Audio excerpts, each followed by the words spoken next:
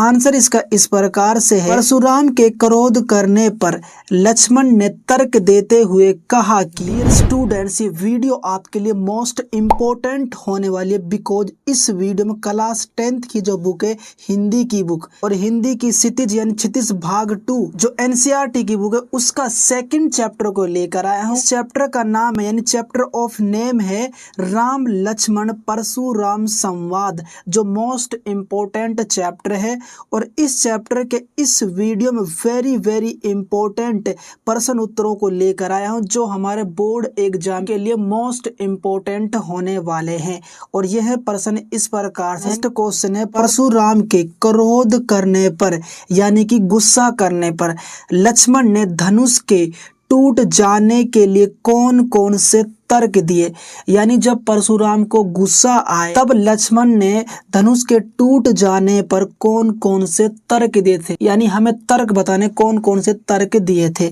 Answer इसका इस प्रकार से है, परशुराम के क्रोध करने पर लक्ष्मण ने तर्क देते हुए कहा कि हमने बचपन में ऐसे अनेक धनुष तोड़े हैं।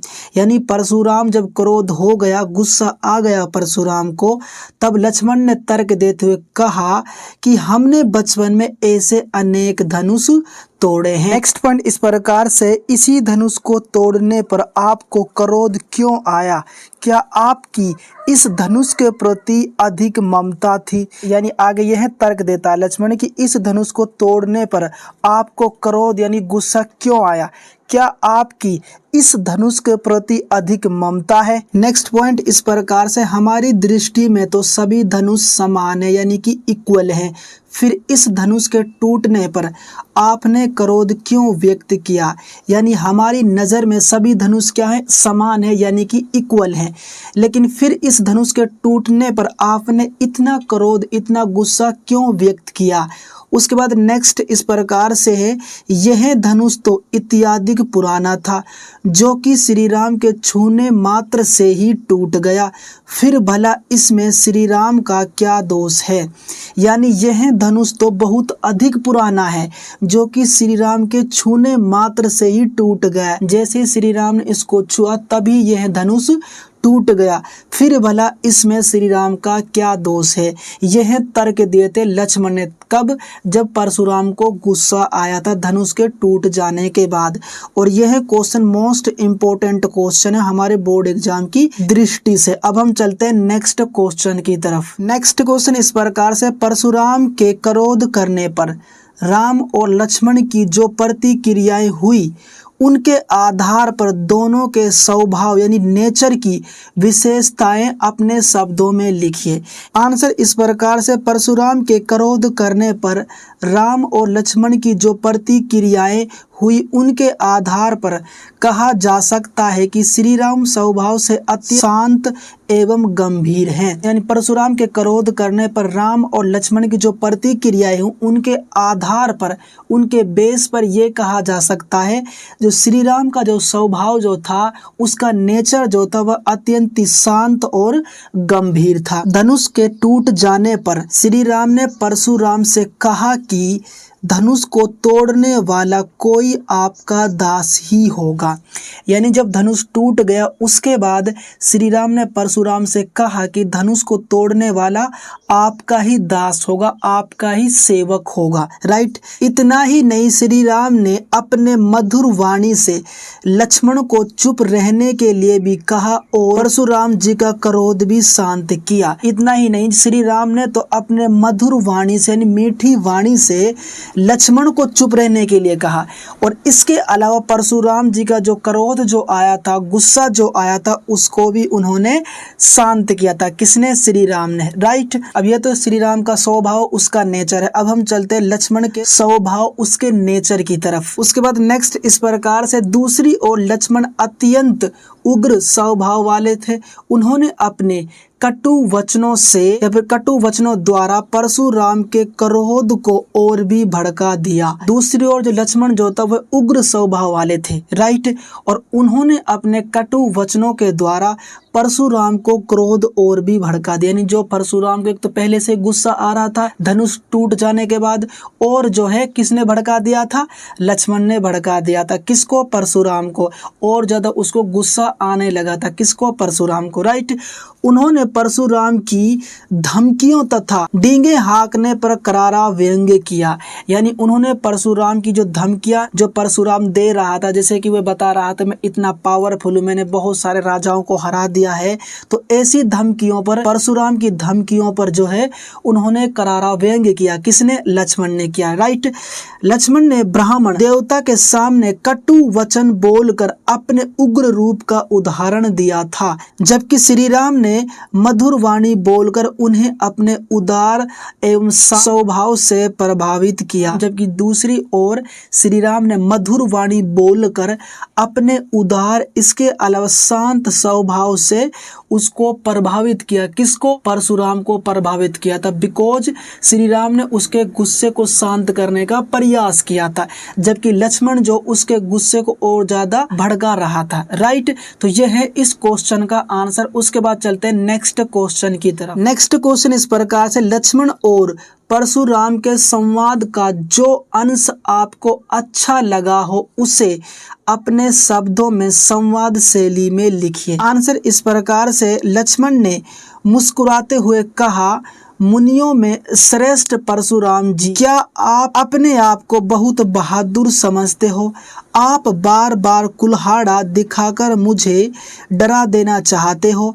आप अपनी फूंक से पहाड़ को उड़ा देना चाहते हो। यानी लक्ष्मण ने मुस्कुराते हुए कहा, मुनियों श्रेष्ठ कौन है, परशुराम जी, क्या अपने आप को तुम बहुत बहादुर समझते हो? आप जो है बार बार कुल्हाड़ा दिखाकर मुझे डरा देना चाहते हो, राइट। इसके अलावा लक्ष्मण ने और क्या कहा था, आप अपनी फूंक से पहाड़ को उड़ा देना चाहते हो। तो ये तो है लक्ष्मण के संवाद शैली के कुछ अंश, ठीक है। उसके बाद नेक्स्ट है, परशुराम ने गुस्से में भरकर कहते हैं, हे मूर्ख बालक, मैं तुम्हें बच्चा समझकर छोड़ रहा हूँ।